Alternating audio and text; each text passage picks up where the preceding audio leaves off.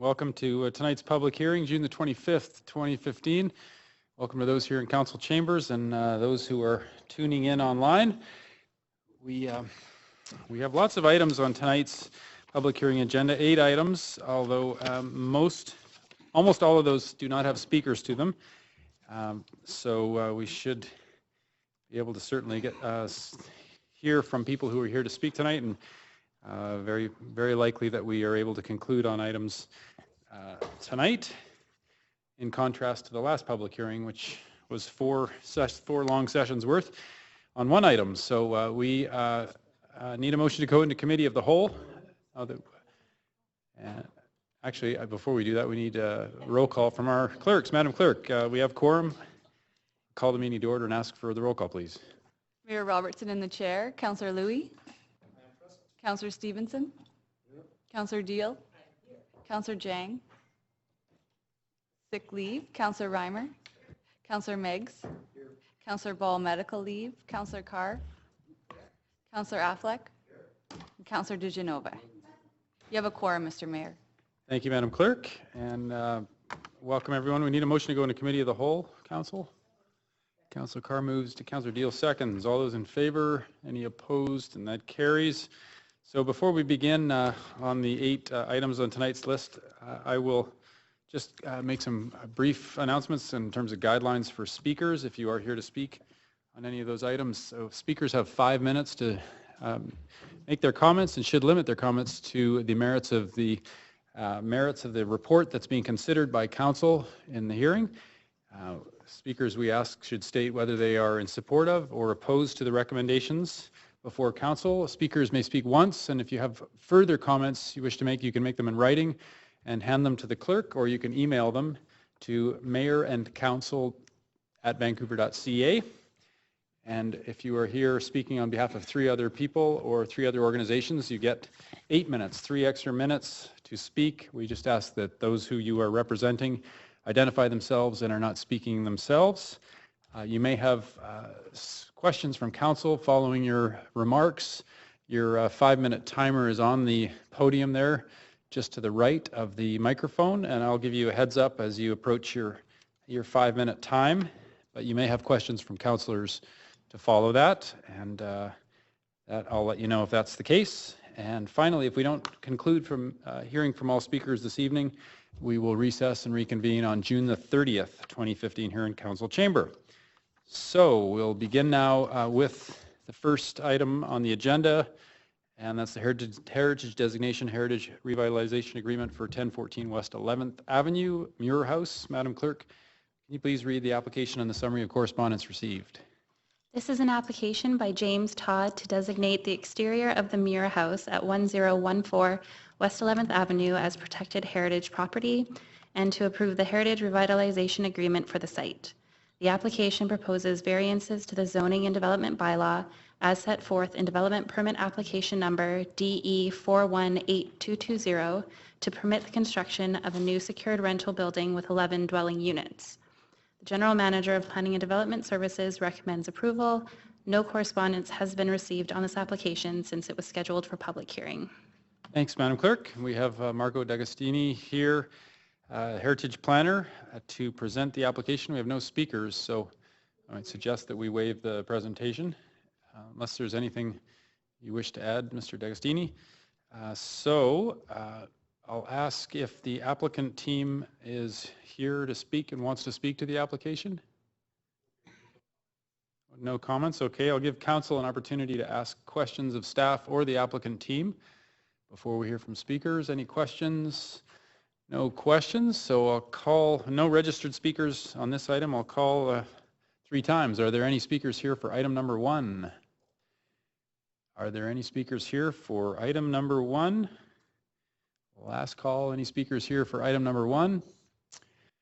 Seeing none, we will close the speakers list and close public comment period, given we've had very little or no correspondence on this matter. Any closing comments from staff? Closing comments from the applicant? None, so we will go to motion. Councillor Deal moves the recommendations in the report, and Any debate from council? No takers, so we'll go to the vote. Council can vote on their screens.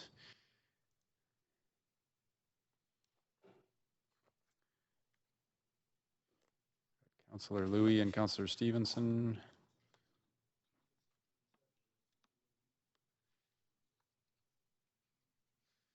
Okay, we have 9 votes, all in favor, unanimous support on item number 1. So we've concluded item number 1. Thanks to the applicants and staff for the work on that front on Muir House. And we're on to item number 2. And this is the heritage designation for 1938 Ferndale Street, Margaret and Joseph Dick House. And Madam Clerk, can you please read the application and the summary of correspondence received? This is an application by Veronica and Bruno Bernardis to designate the exterior of the Margaret and Joseph Dick House at 1938 Ferndale Street, which is listed on the Vancouver Heritage Register in the C evaluation category as a protected heritage property. The owners have requested the heritage designation of their own volition. The General Manager of Planning and Development Services recommends approval. No correspondence has been received on this application since it was scheduled for public hearing. Thanks, Madam Clerk. And we have Hugh McLean here, the heritage planner on this item, to present the application. No speakers on this one registered either. So I'll suggest we waive presentation. That's agreeable. Any comments from staff? Nothing to add. Okay. And I'll ask if the applicants, Veronica and Bruno Bernardis, are here to speak to the application or would like to. Okay. Okay, fair enough. Any questions from council for staff or the applicant team? Seeing none, we will go to calling for any speakers on this item. Are there any speakers here for item number 2? Any speakers for item number 2? Last call, speakers for item number 2. Seeing none, and given we've had very few or no public comments on this, we will close the receipt of public comments, move on to hearing any closing comments and decision from there. Any closing comments from staff? None. And any closing comments from the applicants? None there. Okay. Any final questions from council? No questions. Mover, Councillor Deal. Yep, just want to move the recommendations and congratulate the owners for beautiful work that they've done on this home and for voluntarily putting it on the register. I think that's fantastic. Okay. Any more speakers to this on council? Seeing none, we will go to the vote. And councillors can vote now on screen. Okay. We have 9 votes all in favor, unanimous support, and that's concluded item number 2. Thank you very much for the good work done to the applicants and to our staff. Thank you, and we're on to item number 3. Making good time already. That's the heritage designation 3171 West 5th Avenue, Juno Miller House. Madam Clerk, can you read the application and summary of correspondence received?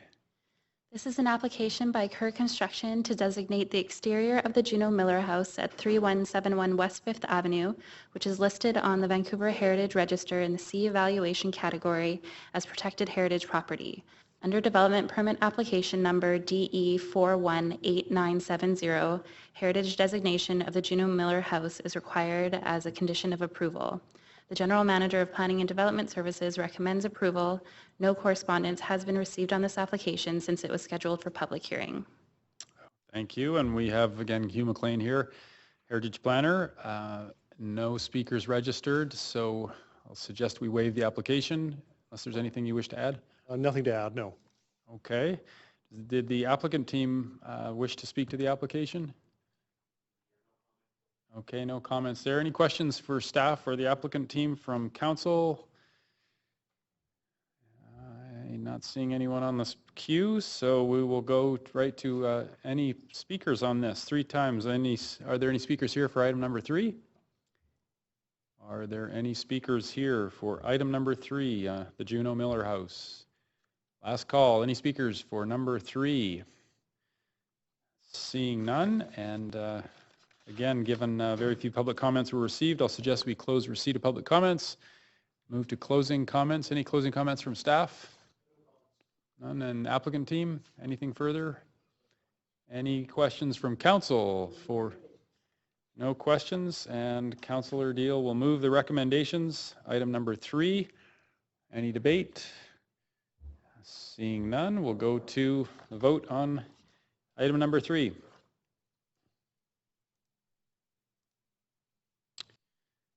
Okay, we're getting even faster.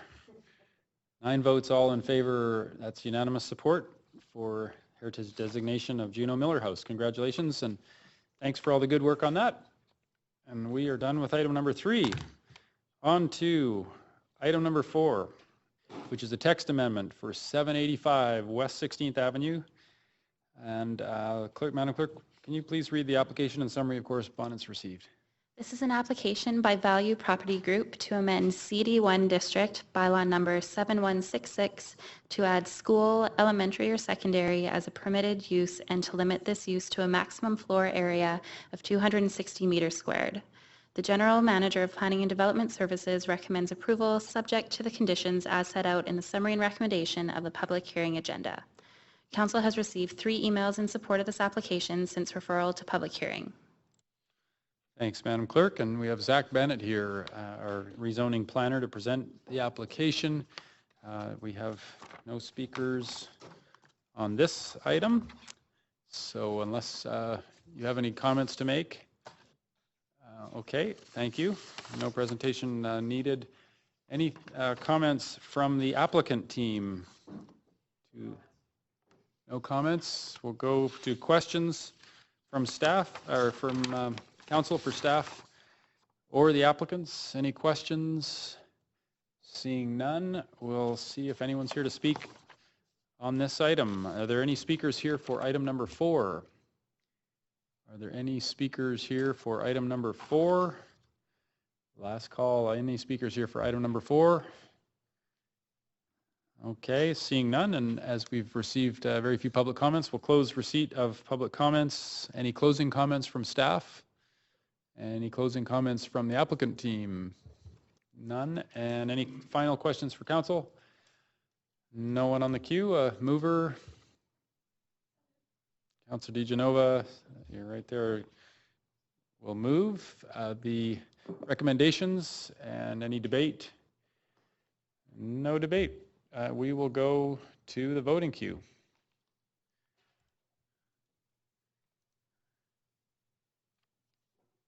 And votes are in. 9 votes, unanimous support for the recommendations. And congratulations and thanks to the applicant team for bringing this forward. The good work done on that front, and thanks to staff for support. We have concluded and approved item number 4. Thanks everyone, and we are on to item number 5, which is the text amendment 803 West 12th Avenue, VGH text amendment. Madam Clerk, can you read the application, the summary of correspondence received, please? This is an application by Park and Architects Western Limited to amend CD1 District bylaw number 4472 to accommodate architectural features of the Segal Center. General Manager of Planning and Development Services recommends approval subject to the conditions as set out in the summary and recommendation of the public hearing agenda. No correspondence has been received on this application since referral to public hearing. Thanks, Madam Clerk. Again, Zach Bennett is here, rezoning planner. Any presentation or anything you want to start with? No, thank you. Okay. And we have the applicant, Peter Wansink, Park and Architects. Did you wish to make any comments? No comments. Okay. We go to council for any questions for staff or the applicants. No questions from council. So we'll go to speakers. Are there any speakers here for item number 5? Are there any speakers here for item number 5? Last call. Any speakers here for item number 5? Seeing none, and given very few public comments, we'll close public comment period, and we will go to any closing comments from staff. No comments. Any from the applicant team? We're okay. Any final questions from our council? None. And so we'll go to decision. Councillor Carr will move recommendations. And any speakers, any debate? Seeing none, we go right again to the voting queue. And we have 9 votes, all in favor, unanimous support. This is a new record tonight. 5 in a row, unanimous and frictionless. Good work to the applicants and to staff for all your work in bringing this forward. And that means we are on to item number 6, which is the text amendment for 1229 to 1281 Hornby Street, Burrard Gateway. Madam Clerk, can you read the application and summary of correspondence received, please? This is an application by IBI HB Architects to amend CD1 District Bylaw Number 11107 to decrease the permitted floor area for sub-area B by 1,960.7 meters squared and to increase the permitted floor area for sub-area A by the same amount, allowing for revisions to the proposed tower floor plate. The General Manager of Planning and Development Services recommends approval, subject to the conditions as set out in the summary and recommendation of the public hearing agenda. No correspondence has been received on this application since referral to public hearing. Thank you, Madam Clerk. And we have Linda Gillen here, rezoning planner, to present the application. No speakers registered on this. So I suggest we waive the presentation unless you have any comments to make. No comments. Off the top, okay. Any comments from the applicant team on Burrard Gateway? No comments. And any questions from our council here on this item? Questions for staff or the applicants? Seeing none, we'll go to calling for speakers. Any speakers here for item number 6? Are there any speakers here for item 6? We do have a speaker. If you could just give us your name for the record. Jale Kermanshahi. You do have it, okay.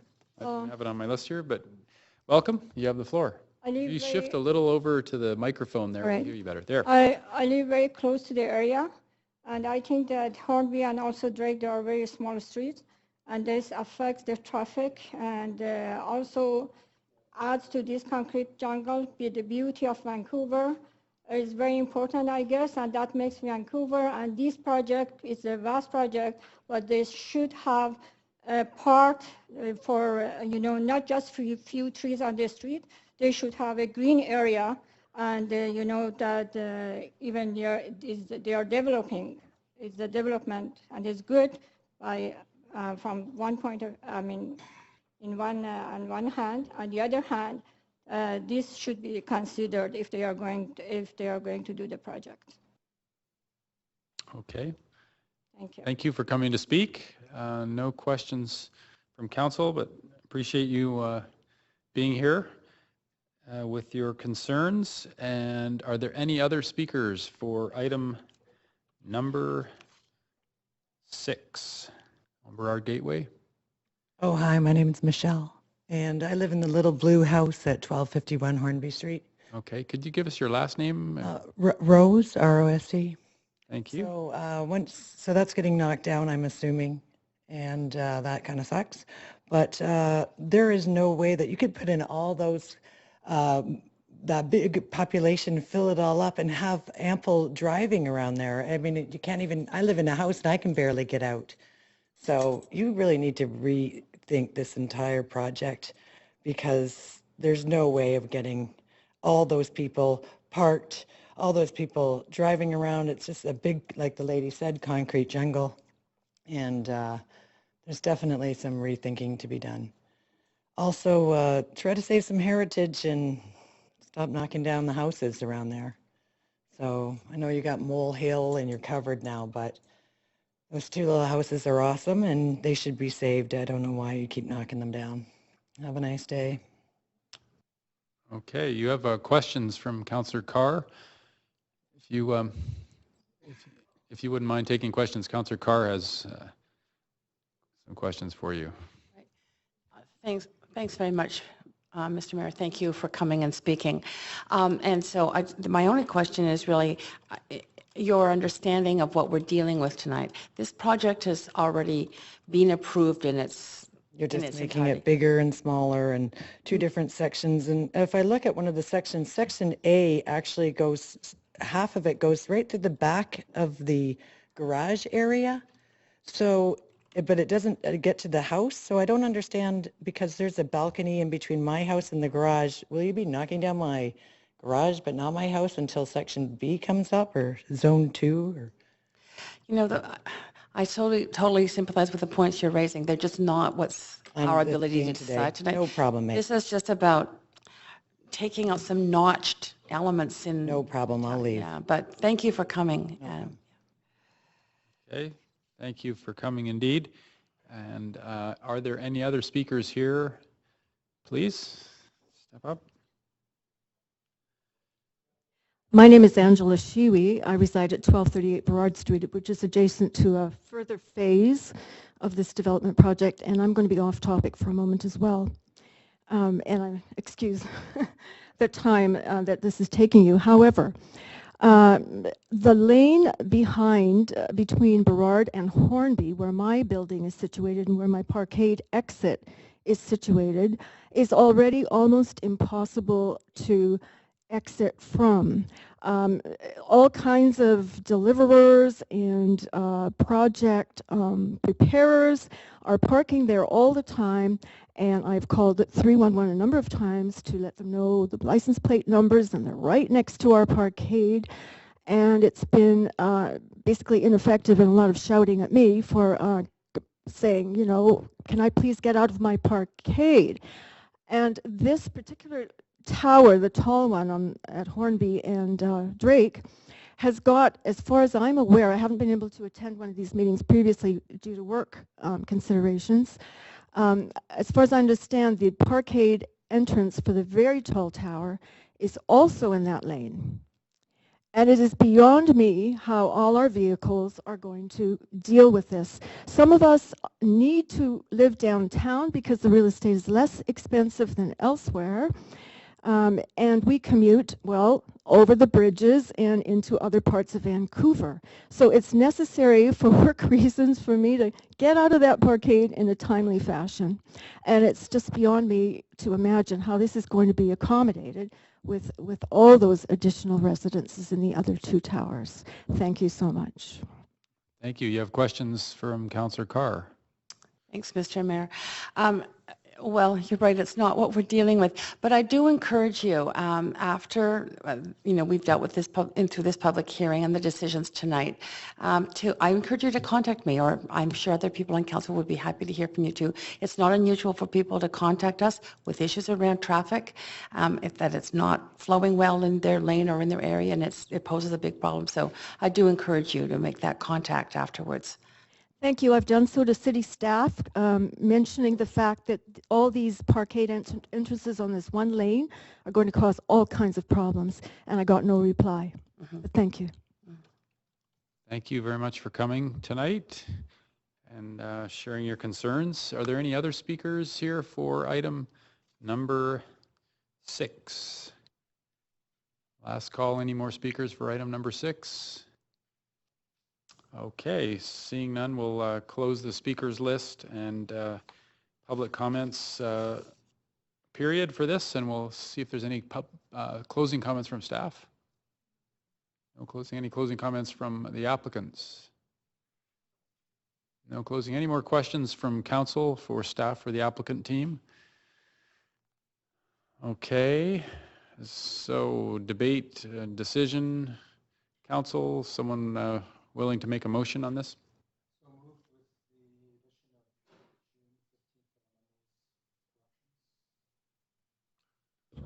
You want to just state that again? I didn't have your mic on there. Move the recommendations as set out in the staff report with the addition of the text adjustments as per the June 15th memo.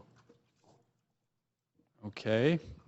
Moved with the yellow memo in addition language. Any speakers to the motion? And seeing none, then we'll go to the voting screens on this text amendment.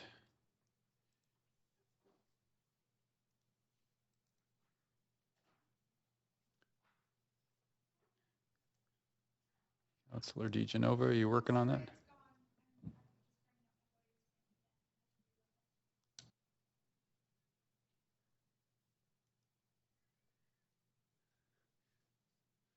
Okay, 9 votes, all in favor of the recommendations with the yellow memo as well.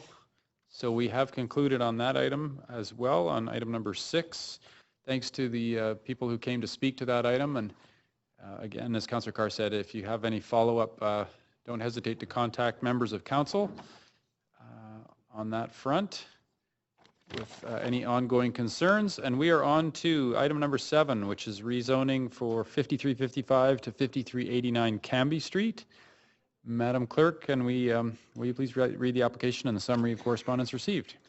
This is an application by GBL Architects Incorporated to rezone 5355 to 5389 Cambie Street from RT2 district to CD1 district to permit the development of one 6-story residential building with 2-story townhouses at the lane containing a total of 48 dwelling units, a height of 22.3 meters and a floor space ratio of 2.44 are proposed. The General Manager of Planning and Development Services recommends approval subject to the conditions as set out in the summary and recommendation of the public hearing agenda. No correspondence has been received on this application since referral to public hearing. Thank you, Madam Clerk. And we have Kirsten Robinson here, our rezoning planner, to present the application. No speakers are registered, so I'll suggest we waive presentation. Sure. Any comments? Councillor Carr? Thank you, Mr. Mayor. I did pose some questions at referral, and I'd like to have the answers to those questions tonight. Okay.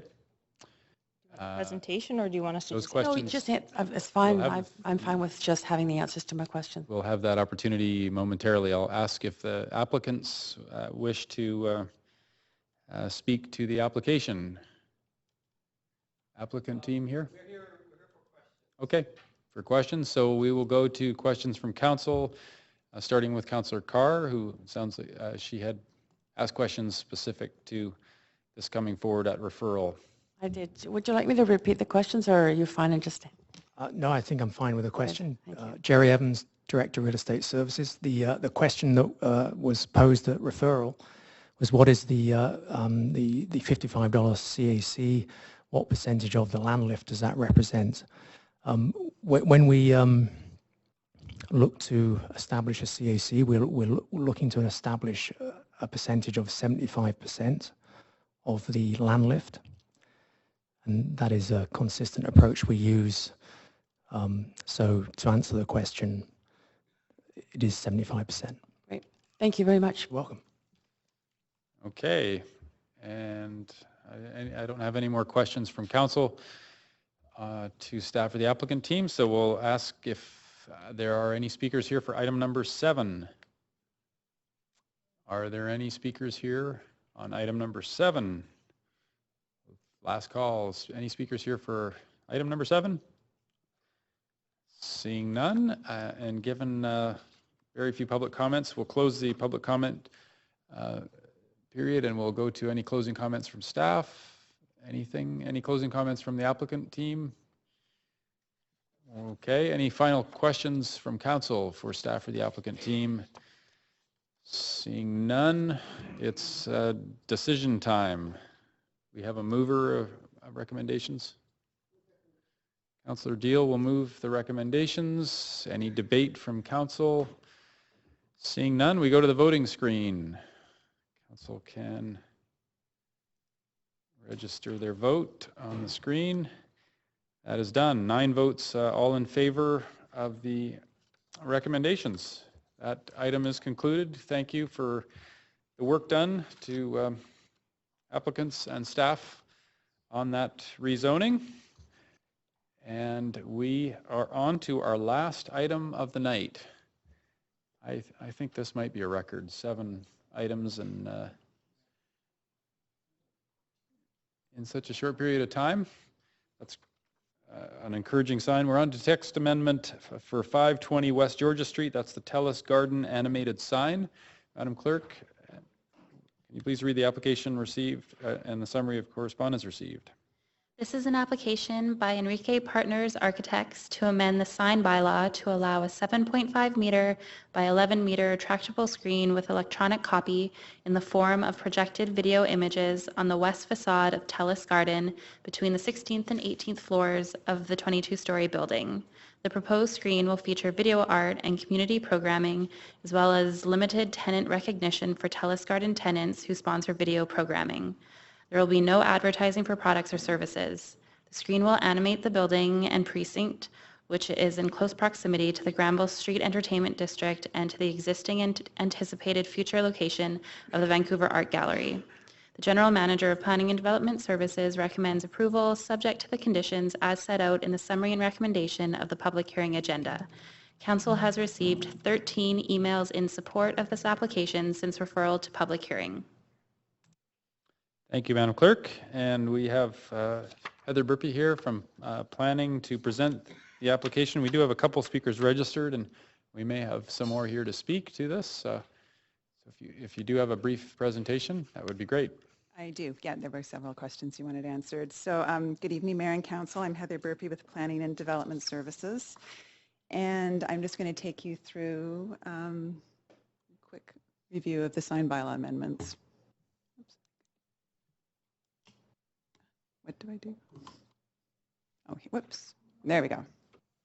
So just as background, in 2012, when the site was rezoned, there was approval in principle for, or support in principle for a retractable projection screen between the 16th and 18th floors of the Telus Garden building, based on the fact that it was a head office for Telus, a leading technology provider, that the screen would be integrated into the design of the building and would animate it, and will be a forum for artistic and civic uses with no third-party advertising.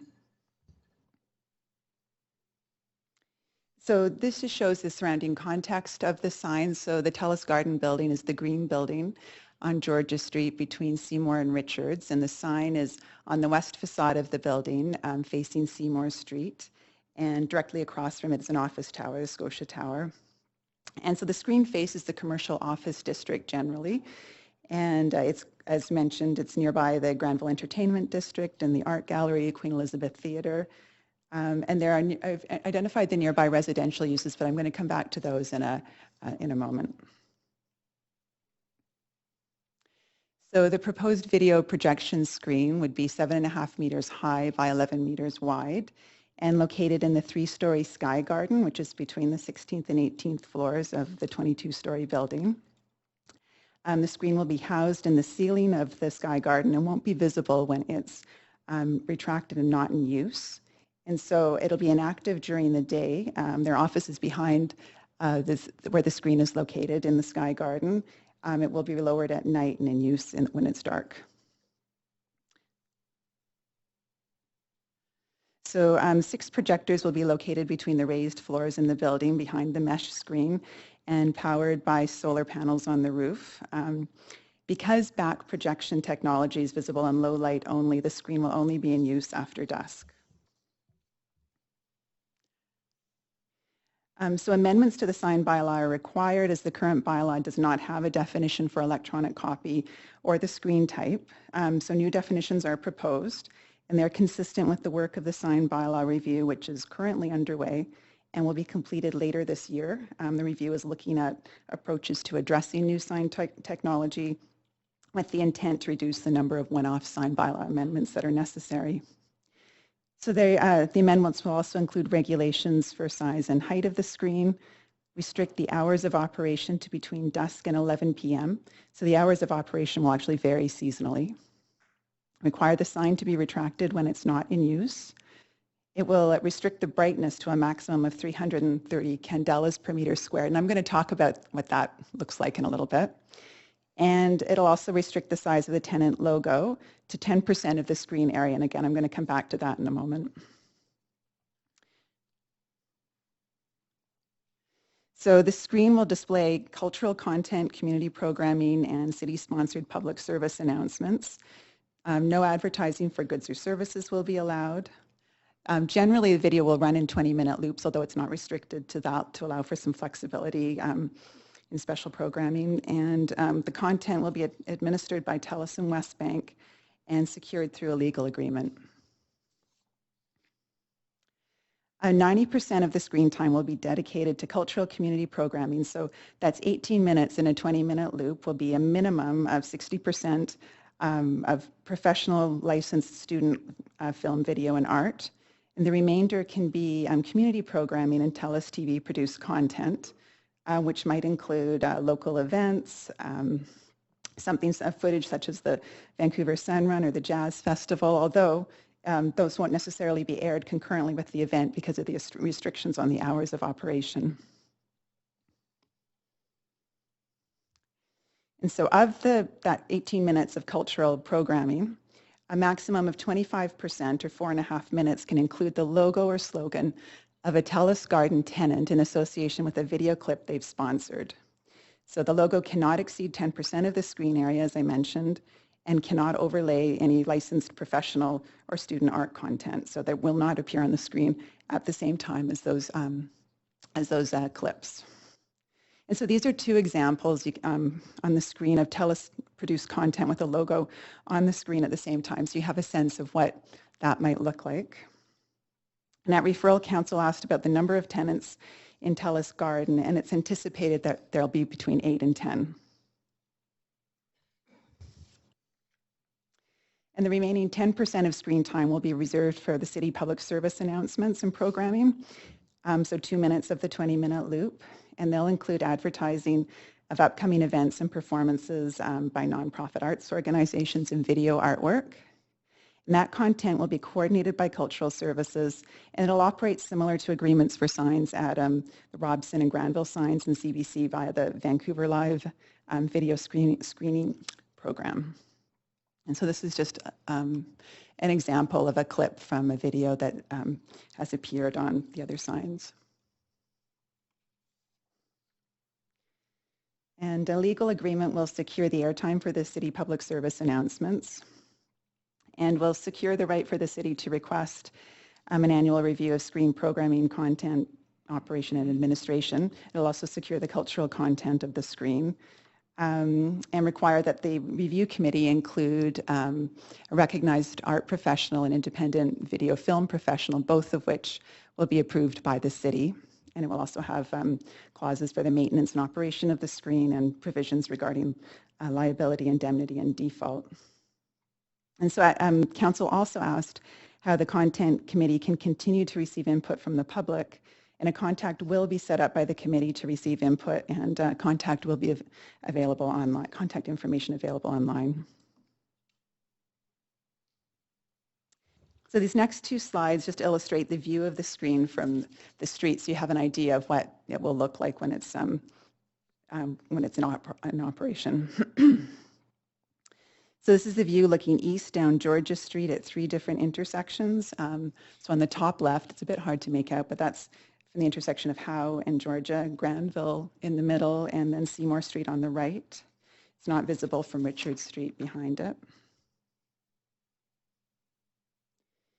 And then this illustrates the view from Seymour Street. And the screen can be seen heading south along Seymour, but it can't be seen from the other side of the building at Robson Street. So now we get to the brightness. So first of all, in terms of best practices of screen brightness, this chart shows the maximum illumination levels at night for different municipalities that do have regulations for brightness.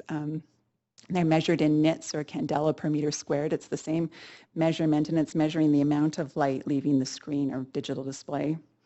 And so the proposed 330 nits maximum brightness is in keeping with standards in other cities, which range from 220 to 500 nits, and it's also what's being considered as part of the sign bylaw review. So council also asked for examples to better understand the brightness, and it wasn't feasible to bring in projectors and try to emulate the screen. The scale and context can't be duplicated easily, and brightness is really dependent on the context, on the ambient light levels and viewing distance. So what I've got are a couple of examples of different screen technology and then some different screen types that you might have seen around the city. So in this, you see the measured brightness of various screen types from a laptop to a large LED screen. For example, that you might see at a sports stadium. And as ambient light increases, the brightness of the screen needs to correspondingly increase to be visible. So these are examples of digital, these are LED signs, so they're not projected image signs that are located around the city or in the Lower Mainland. And so the screens generally operate at between 100 nits at night and 1,000 nits depending on the context and the age of the screen. And the examples on the left are signs that are located at Granville and Robson. They're older screens and they operate at about 1,000 nits at night, and they're in an area, of course, with much more ambient light. So their brightness, the brightness of the screens probably needed to deal with that ambient light. The screen on the top right is Port Metro Vancouver land, and it operates at about 300 nits. And that one, again, is we're in an area where there's a lot of ambient lighting. And then the one on the bottom right is out in Abbotsford. It's about 100 nits, and it has very little ambient lighting around it. It's on the side of the highway. So they all, I mean, just from looking at this, they all look very similar in brightness. It is really hard to distinguish what the brightness will look like in a particular context. And these are just two examples of projected image screens with a bit of a, you can see there's a softer lighting. The top screen is the Surrey urban screen at the Chuck Bailey Recreation Centre. And the projectors for that screen are actually similar in brightness to the ones for the Telus Garden screen, proposed Telus Garden screen. And then the screen on the bottom is just at a shopping mall in Berlin. And again, just to give you an idea of the difference in the overall impact between an LED screen and a projection screen. And in terms of regulatory best practices, urban screens are usually considered on a case-by-case basis because they don't usually fit into the norms for business identification signs and advertising signs. So now I want to move on to the residential impacts. So highlighted the nearest residential buildings to the screen. And the three closest at the bottom of the screen, well, the Kingston Hotel, the residences at Telus, and the area don't have any view lines to the screen whatsoever. It's the other three that are within 1 to 2.5 blocks. The Capital Residences, the Hudson, and the private residences, the Hotel Georgia, that all have view lines from the upper floors. So the images on the right, I'll show you maybe something that's a bit easier to see, show the view lines from the upper floors, and really the distance from the screen and the angle of views reduces the impact for residential buildings, and the hours of operation will also be restricted to reduce impacts. So this is maybe a slightly better view of the Capital Residences and where what floor level they start to see the sign at, and it's closer to the 25th floor or so. And this is from the Hudson. Again, that's off to an angle. This is a little over a block away. And then the private residence is at the Hotel Georgia. And they're seeing viewpoints from about midway up the building.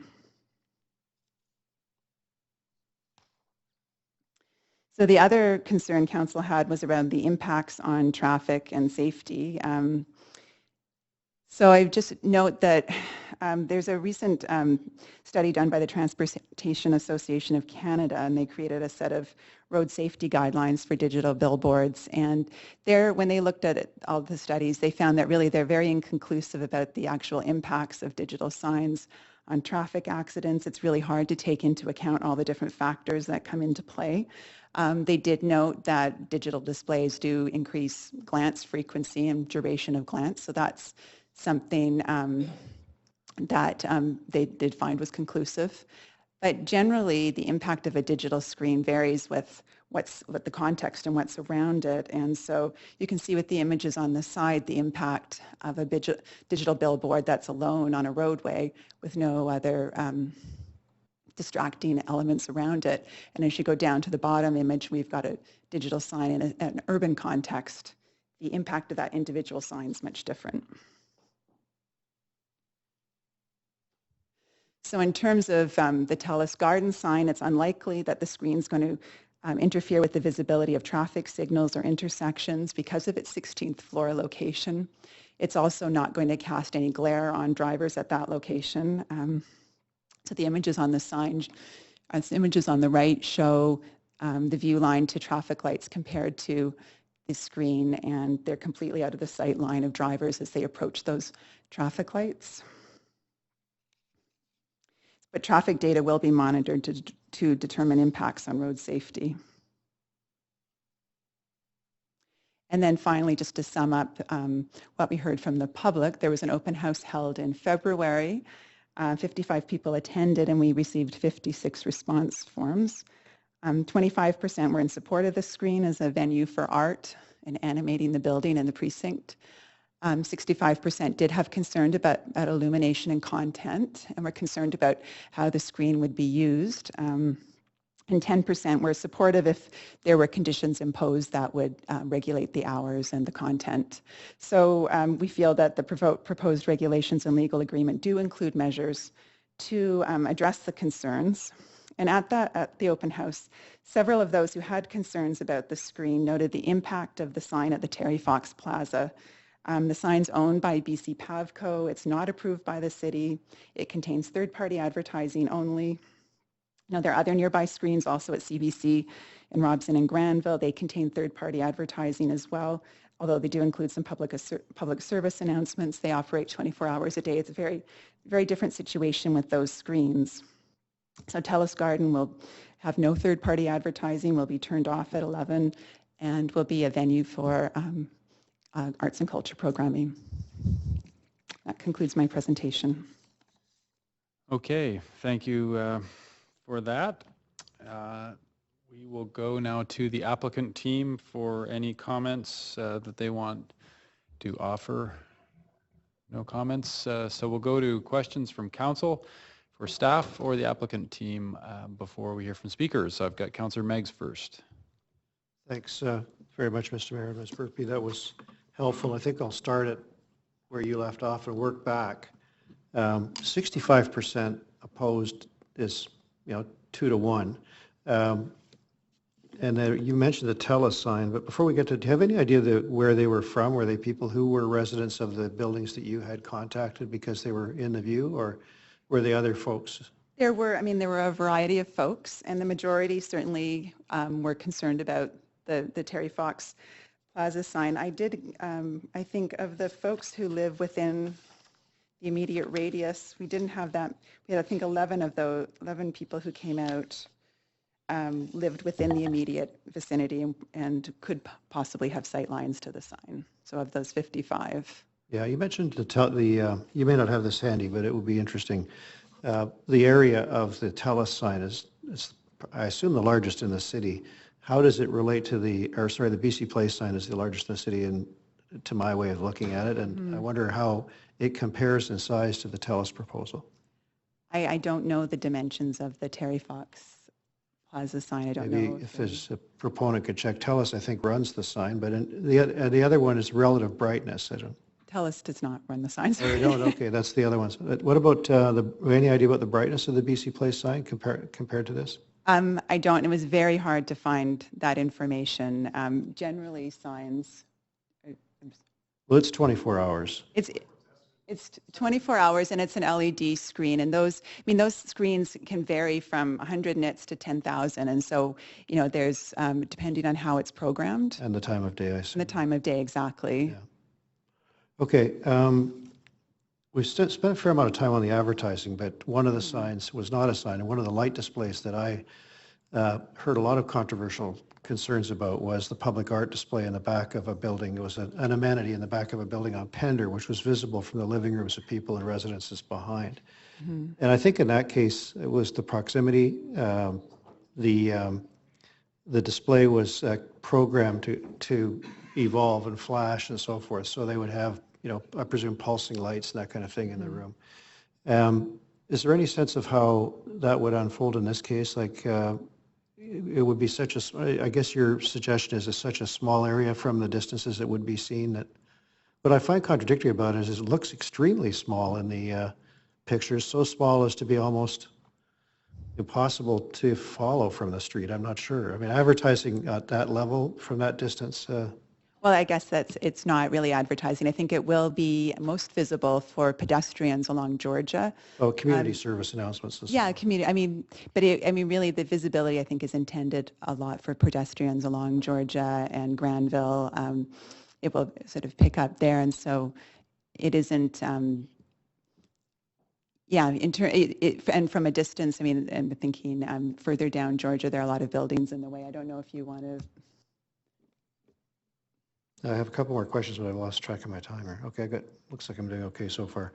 On the question of, you showed a number of signs around the city at Powell, and of course there's the sign on Aboriginal land at the Burrard Bridge. Yeah. And there's the TELUS sign, which was controversial at the time. Can you tell me what the experience was, or any idea how many complaints were received about the one on Powell that's on Portland and the ones next to the bridge? I'm not aware of any complaints about the one on Portland. That's a relatively new sign. I think it's been up for 6 or 8 months now.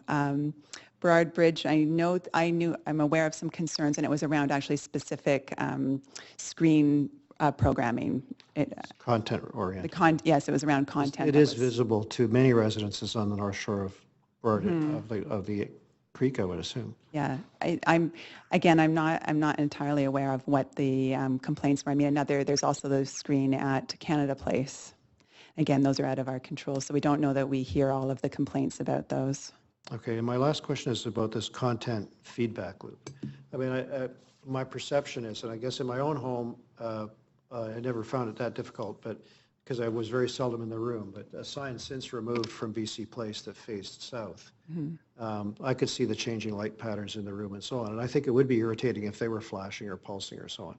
So TELUS has proposed this content committee, but would there be a feedback loop for residents to say that particular piece of the loop is driving me nuts and I'd like it taken down? I think that's the idea, that they would provide a contact person, an email that would be online, so that people would have a direct contact to complain about what's happening or to provide feedback. And so that would be how that would be addressed. I mean, also, if the city is to hear complaints, we would be forwarding those on to the applicant too. So what kind of, do you have any sense of how responsive, what expectations we would have for responsiveness to that? I mean, it's a tricky one. I get complaints all the time, of course, in my job, and I think I weigh them differently sometimes. But. Yeah, one of the agreements in the legal agreement would be that the city can require an annual review of programming. So I think if we do establish that there are a lot of concern in the community, we would then want to sit down again and look at what is being programmed and revisit that. So I think there's an opportunity through that. Would whatever body, the relevant body at the city, be accessing monthly whatever the reports were to the TELUS committee, so we'd have a sense of what was going on? I guess we could establish that, or a check-in. So I'm thinking mostly on complaint basis, which is really how we administer to our... Raise or complaint, but it would be interesting to know. Yeah, exactly. Thanks very much, Mr. Mayor. Thanks, Councillor Meigs. Councillor Carr, questions? Yes, thanks, Mr. Mayor. Thank you, answer my questions very well, so I really appreciate that. I just have a few follow-ups from that. Just to verify, it's unknown if the sign will be a distraction at this point. We don't know in traffic, but there's no known incidences of these kinds of signs causing traffic.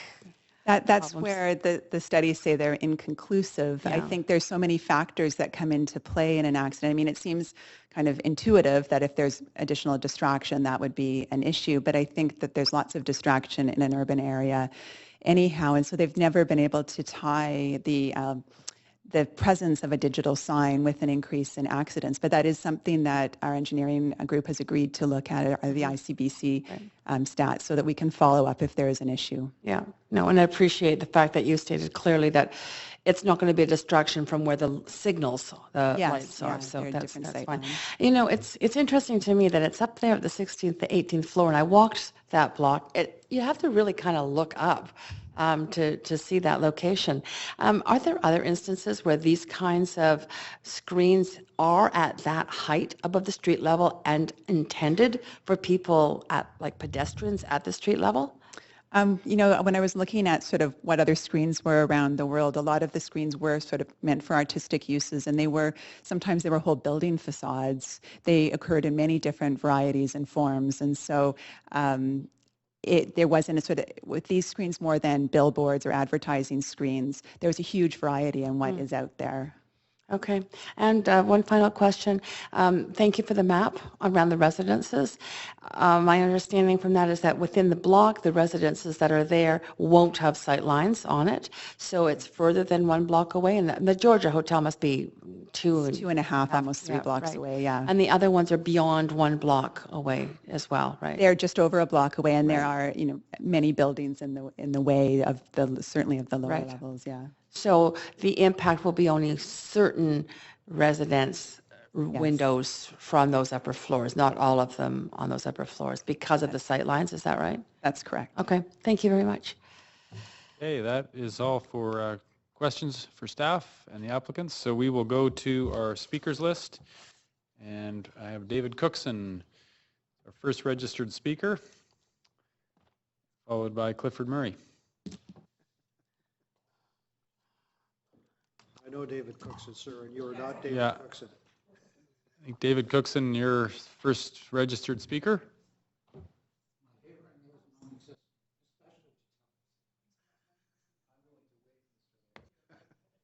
I think he just didn't hear. Okay, we'll switch. Hi, my name is Clifford Murray, and I guess I've just heard a classical Harvard Business Review session. Probably cost TELUS, round figures, $2 million, which means they really want it, which means any member of this council who had any contributions to their political campaign from TELUS or employees of TELUS or unions of TELUS should recuse themselves. Anyway, I'm against it. The city should not amend this bylaw to allow the proposed billboard standing approximately 400 to 500 feet above street level. That's 400 to 500 feet above street level. The billboard would be approximately 1,100 centimeters by 7,500 centimeters, as you wanted to go metric. You can use your calculator if you wish, which works out to approximately 528 inches by 360 inches, or 44 feet by 30 feet, which is bigger than behind that screen City of Vancouver wall. This billboard would, and it's a billboard, ladies and gentlemen and members of the council, don't get sidetracked by community affairs and artistic groups. This billboard would be available and visible to many of the surrounding high-rise office buildings and ultra-luxury hotels, together with most of the condos, apartments in the West End.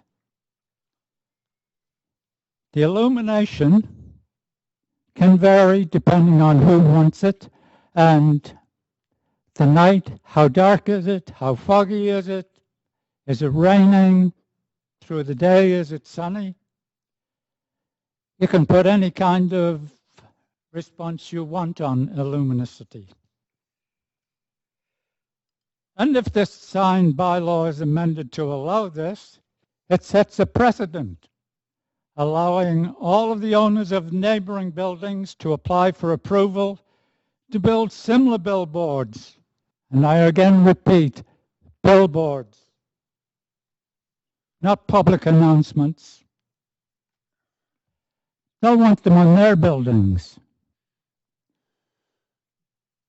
The amendment says no advertising for products or services. So why did TELUS spend approximately, round figures, $2 million preparing this presentation and going through this exercise? Who decides what is the product and what is the service? Limited tenant recognition. Who decides limited art, community programming? Who decides? Tenants can take offices in this building just to be allowed access to this billboard.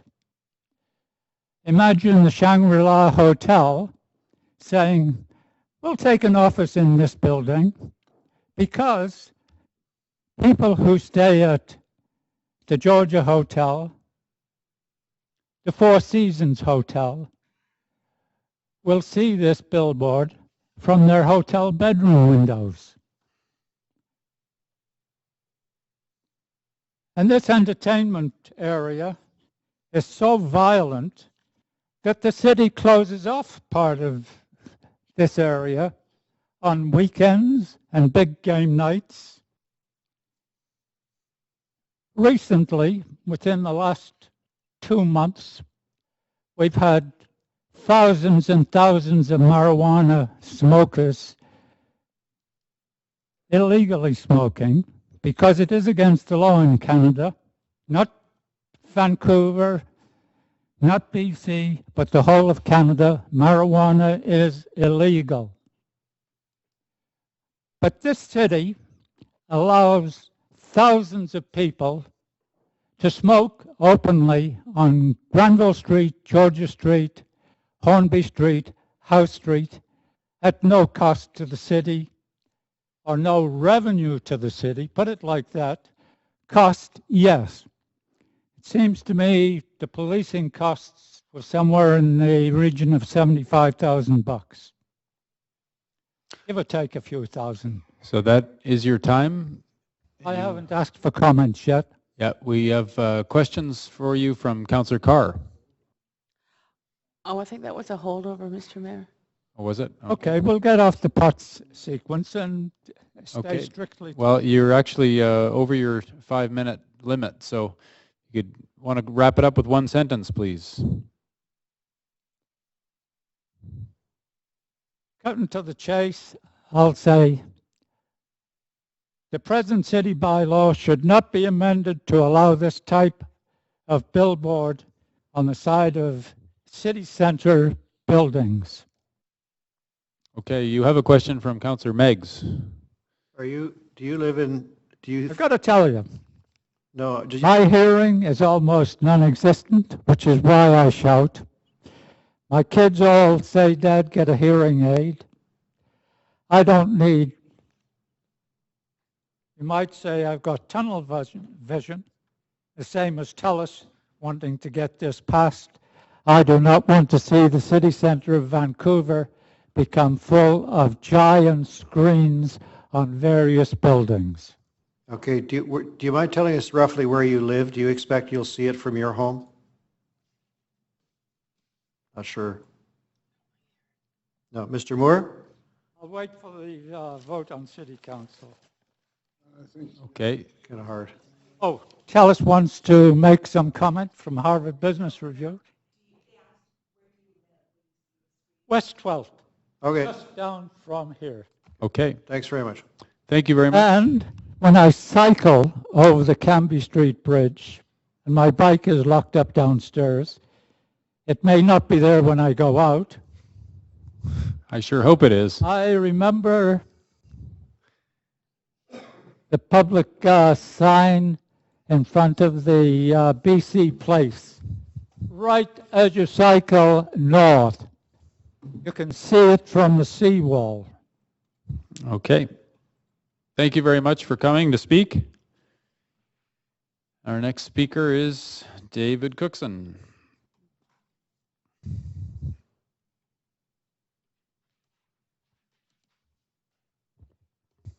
Good evening. Good evening. If it pleases Mayor and Council, may I kindly request an extension of 2 additional minutes this evening on the grounds that for the last 3 years, I have been the primary spokesperson for other residents suffering the impacts of the screens at BC Place Stadium, and accordingly, I have firsthand subject matter knowledge that I propose is unique within this room. Yeah, I can't change the rules on our public hearing practice, but chances are you'll get questions from council to elaborate on your comments. Thank you, Mayor and Council. Thank you for this opportunity to speak. Over the last few weeks, I've addressed my concerns with some of the council members here individually about the similarity between products and services advertising versus brand recognition advertising, 2 different kinds of advertising that have been discussed about the proposed telescreen. And that is a legitimate question and a legitimate discussion to have, but tonight I'd like to open up a broader discussion about the signed bylaw amendment application before you. And I'll start my time by spending a minute here just to give you some context about myself before I share with you my concerns about the TELUS application. In 2010, my wife and I moved out to Vancouver from the East Coast to make a life for ourselves here, and we had an important decision to make. We could either live in the suburbs and buy a car and drive back and forth into town every day, or we could live downtown and not buy a car and instead walk to work and cycle to work and take public transit for meetings that are out of our way. And after some thought, we chose to sacrifice the car, and instead we chose to live downtown and start a family downtown and effectively make a conscious decision to embody the Greenest City Action Plan, the Transportation 2040 Plan, the Healthy City Strategy, by making not only this first choice, but also other lifestyle choices directly in line with the sustainability principles which the city has identified as essential for our success and for our growth and for our survival as a city. My 2-year-old son is growing up in a high-rise. It's hard to meet our neighbors, but we try. The busy streets are a little dangerous for him when we walk to the park, and so we hold his hand, but we've made the choice to live, work, and play within the same community and in a sustainable way, and in a way that I believe reflects this council's vision for a sustainable city. I try to be as civically engaged as I can. I participate in community open houses. I lobby council members when I feel that I have something meaningful to contribute. And I try to join city festivities whenever possible, and it is because I am civically engaged that I felt the need to step forward to make my voice heard when TELUS installed a giant video screen at Terry Fox Plaza with the help of BC Pavco, resulting in the invasion of every single corner of the previously peaceful living space that I call my home. Now, I won't go into the details of how horrible it is to continue living under the boom and zoom of these screens, partly because you've heard it before, but mostly because you're already convinced of it. Most members from this very council in 2012 unanimously demanded that BC Pavco have TELUS remove the screens at BC Place Stadium. And today, it is fairly widely recognized in Vancouver and in other leading cities that most people do not want to live in front of these screens. But there remains a larger disconnect, which I'm hoping to resolve today. The statement from TELUS and from other folks who don't know what it's like to live in front of these screens has been the following, and it's one that deserves your scrutiny. The statement says, if you don't want screens flashing into your home, then don't make the choice to live downtown. Now, if we apply this statement to the downtown residents living at the Hudson, the residential high-rise just 2 blocks away from TELUS's proposed screen, then the underlying premise goes like this. You there at the Hudson need to make a choice between all the benefits that downtown dwelling promotes for our collective population versus your own basic livability and health and that of your family. And this concept that people must choose between these two is really a radical notion that's simply been pronounced as though it were factual or some kind of common sense doctrine, when actually exactly the opposite is true. In order for people to be placed in the ugly position of having to decide between living sustainably and living healthily, the law needs to be changed, as they're asking you to do here tonight, because the existing law actually protects residents from having to make this ugly choice. If you tend to agree that the lifestyle that I live and that my family lives, the one I described to you, is contributing to the betterment of Vancouver, and if you wish to encourage others to live the way that I live, no car, only cycling and public transit, using car co-ops when needed, living, working, and playing in the same community, raising my family, and participating in a livable city center, then you will not make people choose between sustainability and livability, and you will not approve this bylaw amendment. Conversely, if you do approve TELUS's amendment, then you're forcing people like me to make that choice between sustainability and livability. or you're simply fine with people being chased from home to home, from building to building, as we try to escape the latest and greatest giant screen that's been approved.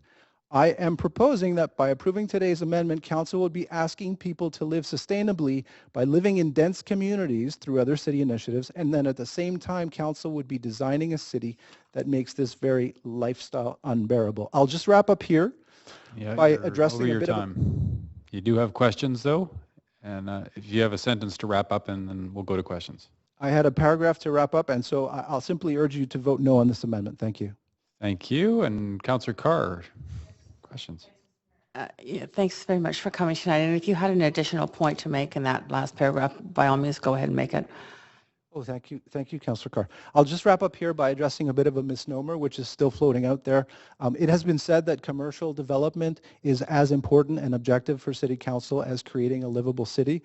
This may or may not be true, but what is definitely true is that only one of these two has the power to quash the other. No amount of livability enhancing initiatives will ever have the power to completely destroy the commercial opportunities for businesses at Telus Gardens.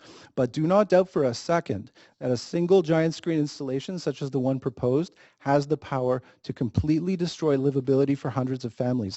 The content doesn't matter. Arts, advertising, it's the inescapability of the screen that matters. Viewing digital content should be a voluntary activity in our city and not one that is forced onto families in their homes. Thank you. Thank you. I do have some other questions. When you moved into your residence, was the Pavco screen up or not? TELUS actually operates the screens, contrary to Ms. Burpee's response to Councillor Meggs. They operate the screens. Pavco owns the screens, and that installation was put up after I moved in. After, okay. And how close are you to that screen? I'm 5 blocks away, so amongst the group of residents that I've organized in protest to giant screens facing their residential homes, I'm amongst the furthest, and I can tell you that it really invades my home. I have to hide from it, as does my family. By hide from it, you mean you have to draw drapes or something like that? We do have to draw drapes during daylight hours. It means putting up blackout blinds in cases where they choose to run events in the evenings. Evenings are actually the worst time of day because you're dealing with the contrast between the night sky and the screen. And my group believes that, in fact, that's the very reason that TELUS wishes to operate the screen in the evenings. And is it just simply the illumination, the actual brightness of it that comes? Well, actually, no, it's the animation. And interestingly, Ms. Burpee's presentation was intended to give you a sense of the brightness and what the screens would be like on her screen, but she used still images for all of her presentation. There was no animation, there was no flashing. It was a very poor representation of what we're actually feeling in our homes. Thank you. Thank you. Okay, Councillor Meggs, questions? Hi, Mr. Cookson. So, I mean, I guess you and the previous speaker suggested that there could be an onslaught of these, and I can't be ruled out. But up till now, I think the city's approved 2. See the CBC sign, which is very modest, and the Future Shop one, which Ms. Burpee showed. And then we have Powell, which was Port Authority, so no approval sought, Burrard Bridge, and BC Place. So there's been, I count 5 of the larger LED screens in the city at this point, but the bylaw might change it. Do you believe any different consideration should be given to hotel residents as opposed to permanent residents? You know, I mean, if I go to a city and I'm renting for 2 nights, lots of things could be out the window. I guess that's one of my questions is should we place any concern on that? Because that brings it down to the Hudson, I think, for the most part. The others are further away, so. I would say that in any situation where there are people whose residences, full-time permanent residents, where they're invested in a home and they've actually spent time either renovating or making a place for their family within that home, this invasion is most aggressive. It's difficult for me to describe the angst and the anxiety that people feel from knowing that they're going to have to be living with that very same flashing animation next week, next month, next year. It's never going away. It's an endless loop of miscellaneous content. Arts, advertising, doesn't matter. It's the fact that it's constantly changing and it's been designed to draw your attention. And so if I were staying in a hotel and I had that, well, you know, I might grumble to the manager and ask him for a discount. But I know that I don't have to deal with it next week.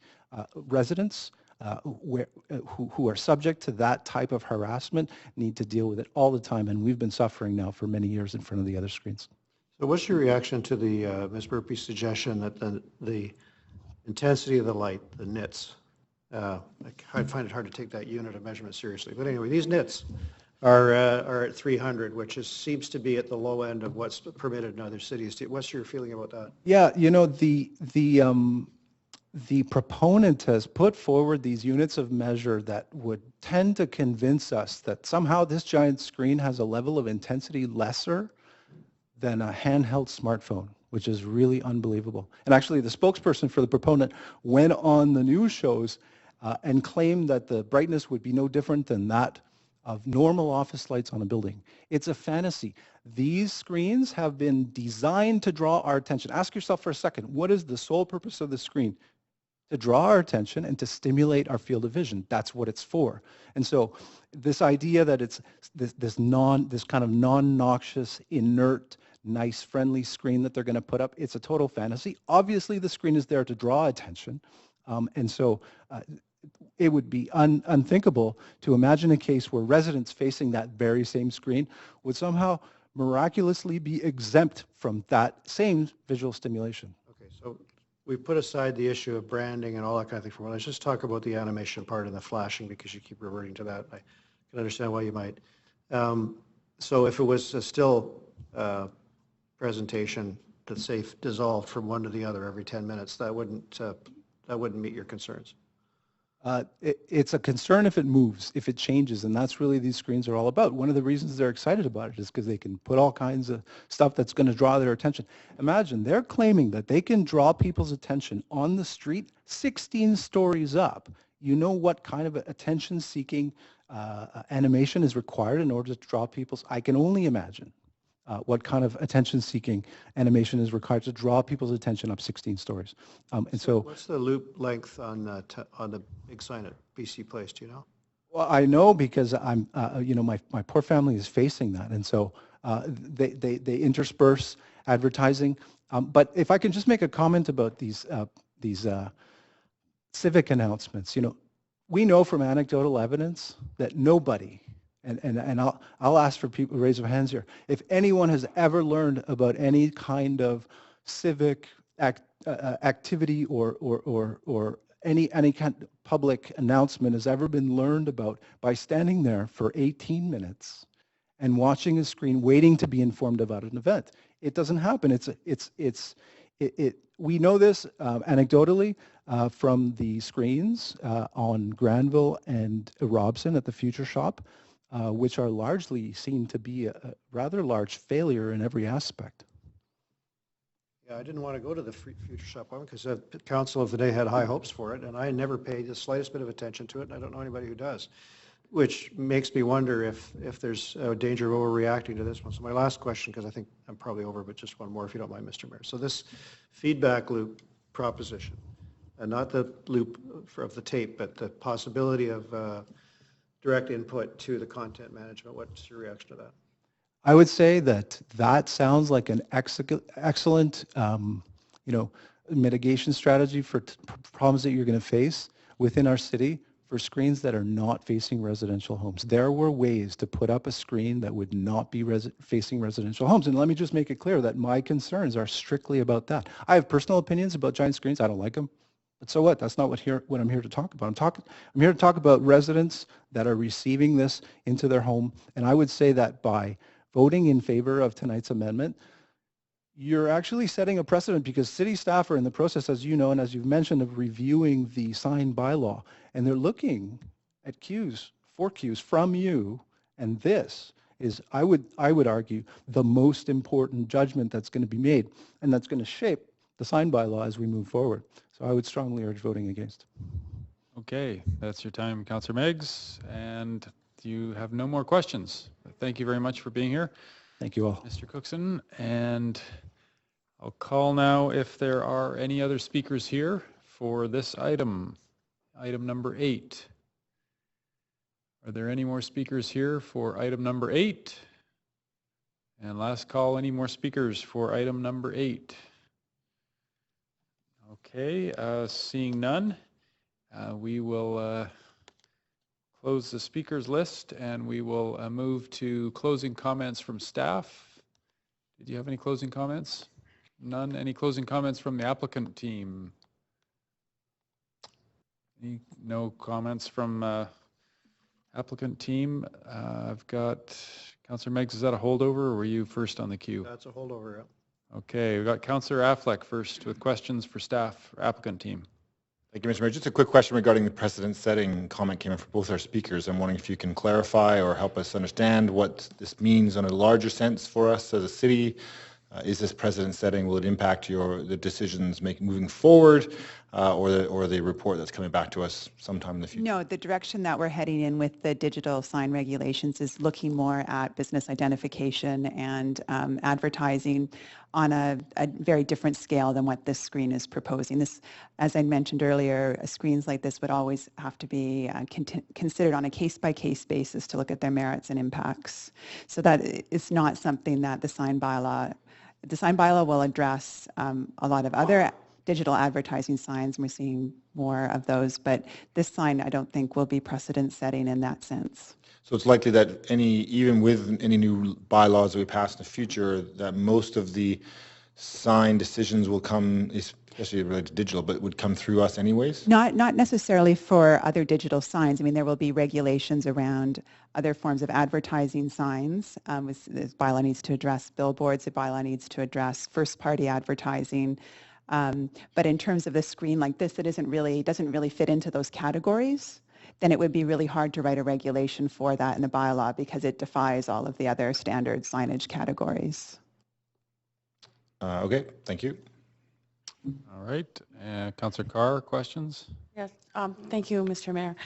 My first question it really was along the same lines as Councillor Affleck. You did at one point mention that this application is basically in line with the proposed bylaw. The definitions for electronic copy and the screen type and the brightness, those are in line with what's being looked at for standards. Okay, thank you for clarifying that. And animation, we did have one of the speakers talk about animation, down at the BC Place Stadium screen. How much animation is there in this screen? Well, this screen is intended for video art content. Right. So they would be working with art schools and different video artists to have content. So while it may not be exclusively video, it is intended for that use. Great, thank you very much. Okay, that's next up, Councillor Reimer, questions. Yeah, a couple. Since you're up, I'll ask you first, and then I had a question for the applicant. Sorry, the precedent question was already asked. So could a future council change, if TELUS wanted to change the agreement, could they bring it to a future council and that council just approves it, say the content, or point is, if both parties agreed to change the agreement, is it possible for that to happen in the future? It is possible, and if there is a change into the operating or content in the agreement, then it does need to be renegotiated. That the terms are very specific in terms of what will be allowed, and so should there be any change, then we would require city approval again. But further to that, if we refuse this today, they could just apply again to, well, every 365 days they could apply again. Yes. Okay. And if council unilaterally decided to be less permissive in the future, what does that look like? I think there will be opportunity for that. We will be trying to gauge, not only with council and the public, what the tolerance is for digital advertising and signage in the city. That's a part of the work that there'll be probably a survey that will happen, and we'll be looking at what the vision is for the city of Vancouver around signage. So in this particular case, though, if this sign is approved tonight and then it turns out it has much worse impacts than are predicted, what is the recourse that the city has? We would certainly look at maybe what the issues are, so we could look at whether the hours of operation are suitable, or we would, through the city review, review that the city can ask for, we would go back and look at the programming and content with the applicant and look for solutions to the issues. And we would have some legal ability to enforce that desire to change? If there was a, I mean, certainly if there was a breach of contract, yes. So, I'll tell you what I'm hearing, and you can tell me if this is making sense or not, if this is what you're trying to tell me.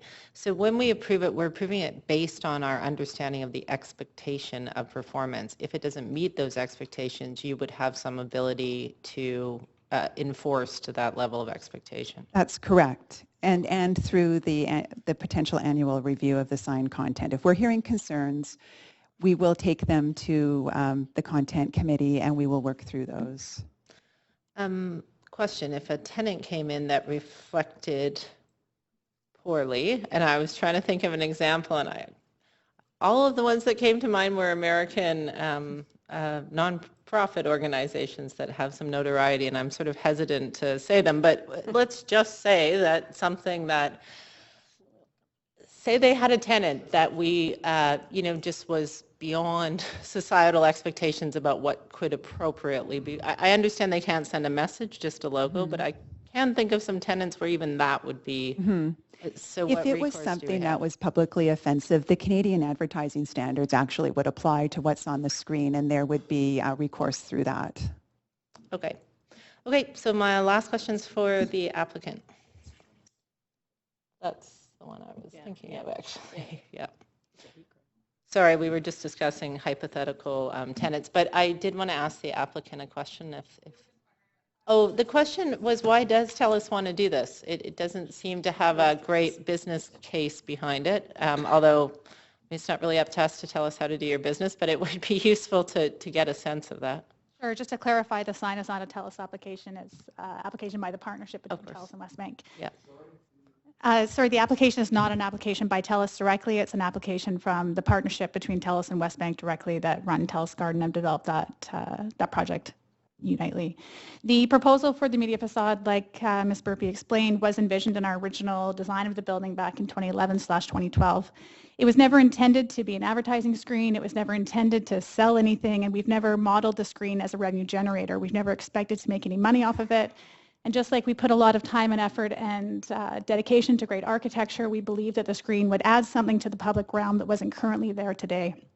When we think about Georgia Street and the ceremonial nature of Georgia Street, and we look at other applications that we've done to animate Georgia Street and the place that it has in our city, we think that Georgia Street has a lot of room to grow. And when we think about what we did at Offsite at Shangri-La Vancouver, just down the street, we don't make any money off of that either. That's a public art installation that we think helps animate the public realm.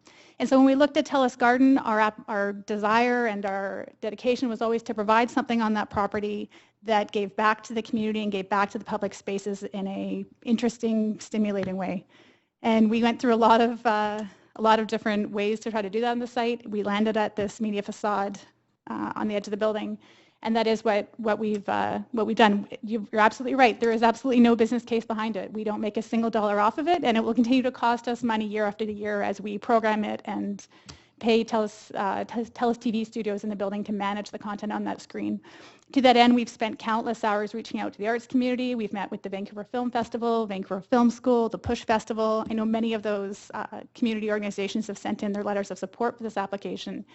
And our intent has always been to provide a venue by which those organizations have a output to the public to display their interesting visual content outside of the walls of their festival. So again, it will continue to cost us money, just like our architecture does, the cantilevers do, the interesting canopy on Georgia Street. We were never intending to make money off of it. And yes, Councillor Reimer, there is no business case behind it. Thank you. Okay, that's your time. And Councillor Meggs. Yeah, I'm sorry for the applicant. Sorry, just one more question. I just realized that when you were speaking, I wasn't clear. Is TELUS commissioning the content or compensating the producers of the content that's not your content or city content? Is that how it works? That is how it could work. We've worked with various organizations to look at various models for how content could be supplied to the screen. I think it's saying TELUS would commission the content is a bit of a stretch. What we've done is gone out to the community, create partnerships with organizations whereby they could supply content. It is not necessarily our intent to go out and commission new content every quarter or every month and to pay for new content, but we would like to be able to provide a venue whereby content that exists already has an opportunity to be seen by the general public. Okay. I did say that TELUS would manage the screen. And by that, I mean, if you send in a video, TELUS will ensure that it's packaged in a way that is appropriate for the digital output of the screen. Yeah, I guess, I mean, it's not really relevant, but it's sort of relevant. I mean, I think about copyright and all that kind of thing, and the fact that so many websites and so on just take holus bolus whatever they want, and a lot of the stuff we see on Facebook is in effect pirated. And so as someone who thinks someday I might get royalties for some of my writing, for example, I like the idea of copyright and protection of creative control and that kind of thing. So I presume there'd be those kinds of engagements with the artists, even if the compensation was vanishingly small, right?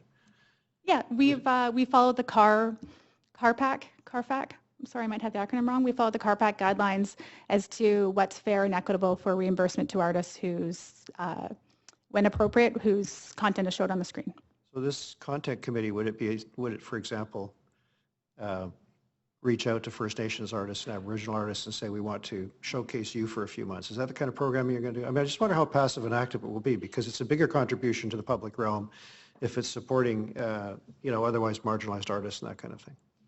Yeah, if we have a venue whereby we can reach out to organizations, if we have a content or if we have interest from somebody, we'll gladly reach out to them and try to find a way to get their appropriate content on the screen, absolutely. Okay. We hope to have the problem of too much content. Yep, thanks. Thank you. Okay, Councillor Deal, questions?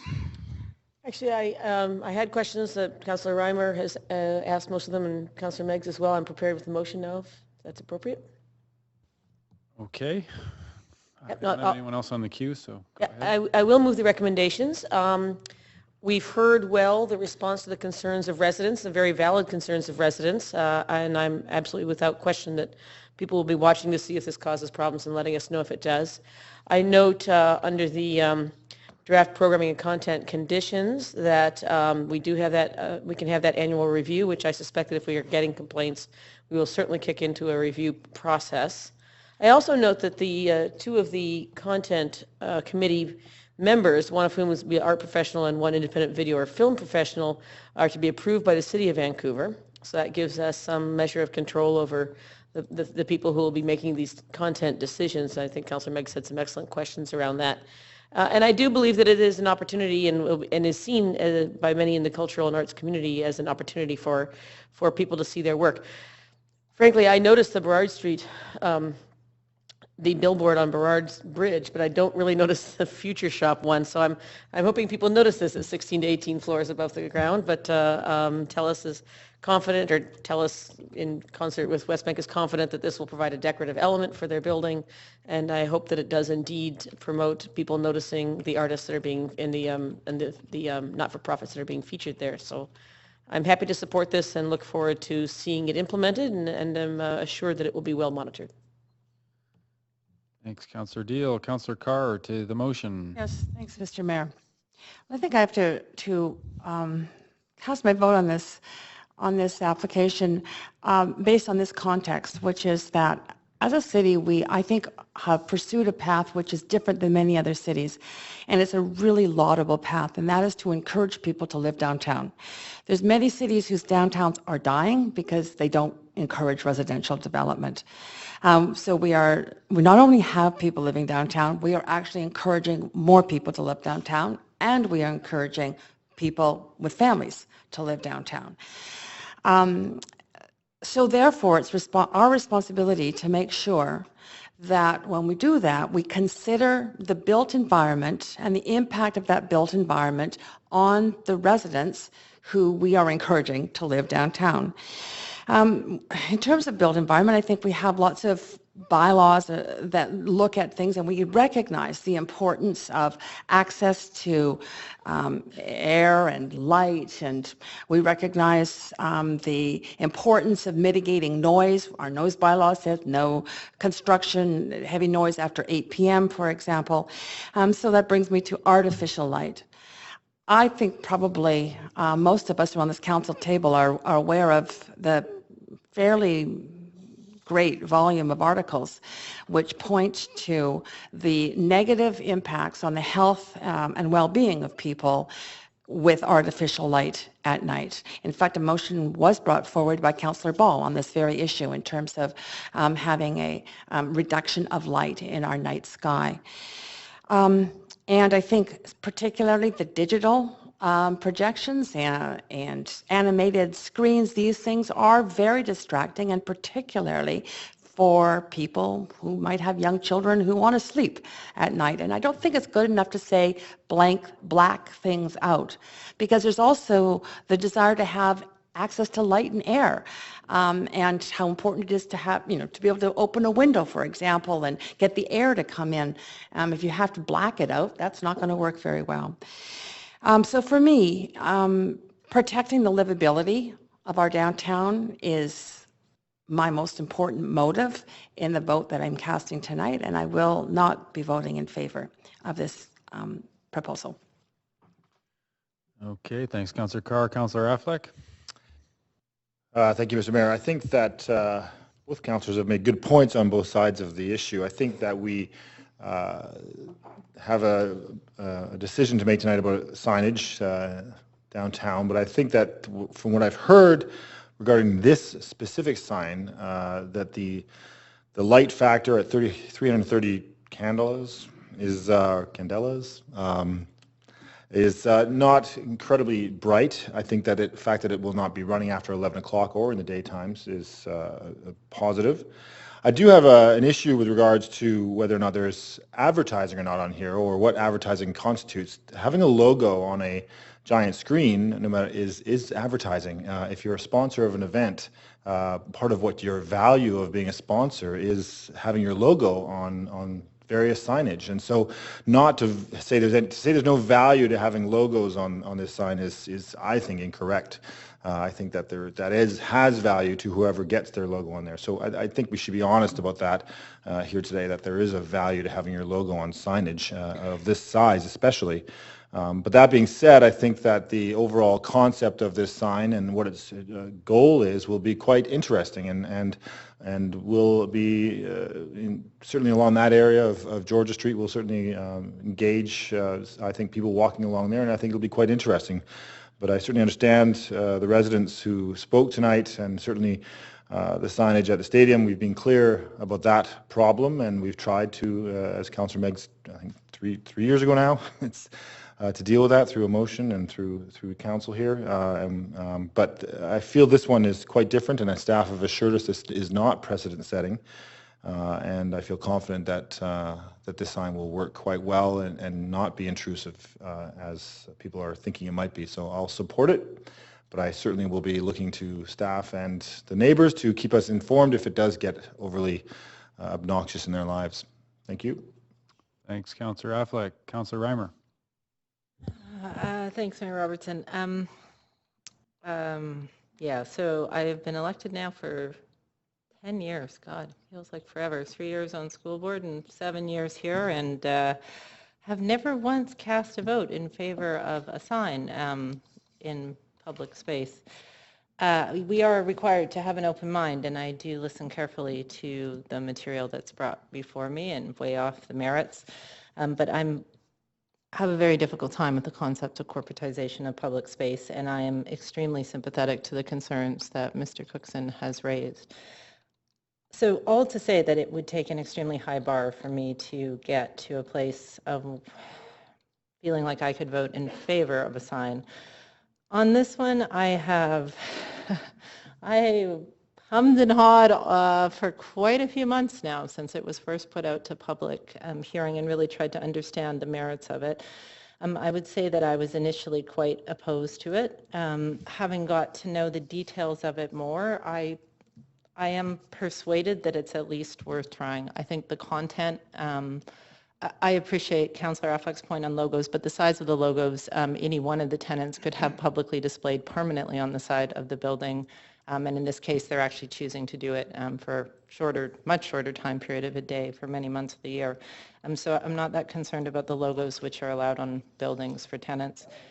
What I am concerned about is artists' access to be able to put out art. And from the sounds of it, the expectation that I would have based on the report and the information I've heard is that this is much more about a public art display than it is about advertising. It's not even talking about advertising culture events. It's about displaying art that might not be a sculpture or some other thing, but it is art.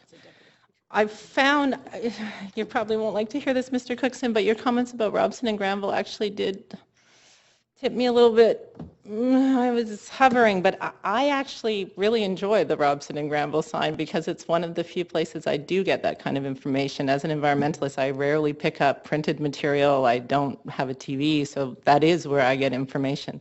Certainly our reconciliation artwork there. From the surveying we did, it brought many people to the walk who wouldn't otherwise have known about it. We just won an international award for the public art that was showcased on it. So I find it very useful, but as a transit user, I'm through that intersection a lot, so that may be it. For those that don't notice it, it almost proves the point of how unobtrusive these signs can be.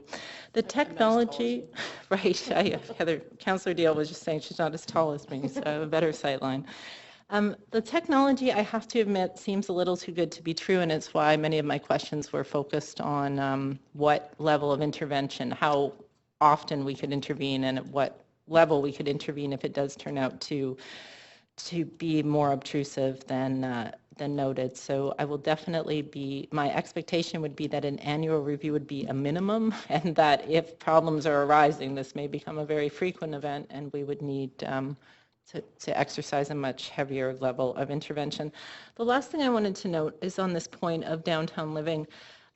Very in favor of it, and also very in favor of the concept of a CBD, the Central Business District, for precisely this reason, that like light and public art and things are valued in great cities with great downtowns, and it's one of the reasons we sort of try and balance off the need to have a great downtown with the need to have great residential spaces in downtown. And this block, the residential is actually an exception. It's not, it's intended to be a commercial area, as is the surrounding block. So for those reasons, I am casting a vote in favor, although obviously, since I think I've spoken on at least 4 sides of the issue in the last 4 minutes with some trepidation, but understanding that that level of control exists, that should fears I might have come to pass, we have an ability to intervene. Thanks, Councillor Reimer. And before we go back to Councillor Meggs for closing, you moved the motion originally. Actually, Councillor Deal moved it. Councillor Meggs, you're next. Thanks. I've wrestled with this too. I tend to favor these, and to avoid suspense, I find myself falling eventually in favor of this one, and I regret that because I really much appreciate Mr. Cookson's advocacy on this score, and we worked closely on the BC Place sign, which is huge, was unpermitted, was an ambush basically of residents around there, and they stayed implacable on that front, and it continues to be in that spot. And I would have preferred some larger framework which would guide applicants on these things, because this particular application has been coming for a long time, and it was specifically excluded from the rezoning, as I recall, when the building came forward, as something that would have to be tackled down the road in a separate public hearing. But I guess picking up on Councillor Reimer's last remarks, I feel that this is an area, and responding partly to Councillor Carr too, I agree with Councillor Reimer's perspective that it is a downtown area. It's on Georgia Street. It's a critical building. It's a headquarters building next to very, very close to the major intersection in the entire city, which I believe is Georgia and Granville. So if there was going to be a display of some sort, you would expect it there, and I think that it's reasonable to see that it would be there. And for residents nearby, I would think they would have an expectation, even if they'd purchased before the building was there, that there would be light from below, that there would be sound if they opened the balcony door, that they'd see BC Place Stadium and all that kind of thing. So in this case, we have the people at the Hudson who I think are the ones most directly affected, and very, very few of them have come out. And this is what I've been watching for over all of these debates. I did work also with the people who were assaulted really by public art. There was no argument that it was advertising at all in the back of the building on Pender. And many of the issues there were dramatically mitigated by the intervention of the planning department in terms of the intensity of the light display, the changing of it, and all of that kind of thing. Some people were never satisfied, but that was directly across the street from people's living rooms, where previously they'd had an ocean view. And I have not seen the kind of outcry about these signs that I thought might come after the BC Place sign in terms of public involvement. We didn't get, I watched very carefully when the sign went up near the Burrard Bridge, you know, in a treat area and so on. And I really saw very, very little feedback on that. Not to say that it's a terrific setup. I'm just watching for what's the public feedback there. And it's visible from a number of places where people live as well. And I also was interested to see, because it hadn't dawned on me, frankly, that there was a sign on Powell Street. So these are going up more than some other municipalities would permit, because we have a number of other jurisdictions scattered around the city, like BC Place and the Port, who don't have to ask our permission, and they don't. So I've been looking for feedback on that from the public, and I don't see it. So I'll just wind up quickly here. I don't think that this is strong enough just to the applicant in terms of the feedback to the community, because I think certain displays can be hugely irritating, and they might come up once every 12 months. But I think that there should be a very tight loop so that there isn't flashing and that kind of thing that could inadvertently be very frustrating to people who are seeing it. And so I'd like to see a tighter loop than that. I'm not going to propose any changes to the language. I'd like to see more clarity too, and Councillor Deals pointed out there'll be city oversight to a degree in terms of the generation of the art. And I would appreciate, notwithstanding the fact that TELUS is not expecting to make any money on it, that we look for opportunity, they look for opportunities. I think that it's a benefit for the building to actually commission productions for it that would stimulate artistic creativity and not simply showcase it. That was a second area. And I'd like to see the city staff keep very close tabs on what the feedback is and whether, in fact, the renderings and the expectations that we have at this public hearing are what we see when the thing is completed. Because, like some of the others have hinted here, it's fine. You know, I think Councillor Carr said it's hard for me to imagine, short of using my binoculars, that I'll be able to see something announced there the way I might, you know, on the future shop sign. So, for all those reasons, with some reluctance, I'll support this application. I've tended to support these kinds of things where Councillor Reimer has not, so, but I'm finding my way back to a yes on this one. Thank you, Councillor Meggs, and I'll make my very brief comments. I think a number of councillors have spoke eloquently to the case for supporting this this recommendation, and I will be supporting it. Again, with some trepidation. I think that these sign issues are all challenging for us. We've had a few challenging ones in the time that many of us have been on council here, and this one certainly is not a slam dunk, although it does present a lot more intriguing opportunity, and particularly with the public art, a lot more. I think a lot of thought did go into this, in stark contrast to some of the obnoxious and offensive approaches with signs in the past that have certainly been major irritants in the community. And I want to appreciate Mr. Cookson and his advocacy and work to organize the community when that happened most recently. But I think we have an opportunity to see if this goes well, and certainly the feedback loop I think will be really important from residents downtown and people working downtown, as well as from our staff keeping an eye on this. And I think I'm confident there's a chance this is actually a good approach and is an enhancement to our downtown. But that we'll look forward to seeing some feedback on this and make sure that it is as projected. And I will be supporting for that reason. So thanks for bringing it forward and thinking through a lot of the concerns that certainly have been voiced in the past, and with these types of proposals. I'll go back to Councillor Deal for closing. We're all good? Okay, that's all for speakers. So we'll go to the voting queue here, voting screen.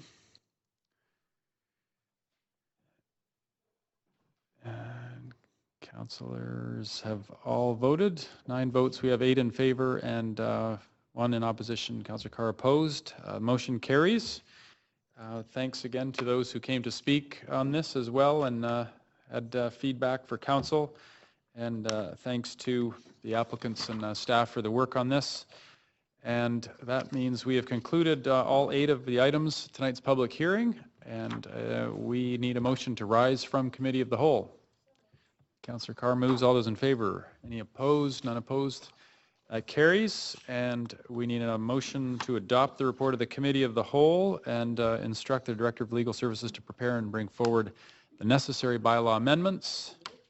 Moved by Councillor Deal, seconder. Councillor Carr, all those in favor? Any opposed? And that carries, and we need a motion to adjourn this public hearing. Mover and a seconder. Councillor Deal, seconded by Councillor Stevenson. All those in favor? Any opposed? And that carries. We are done for the evening. This public hearing is adjourned. Thanks everyone for being here and tuning in.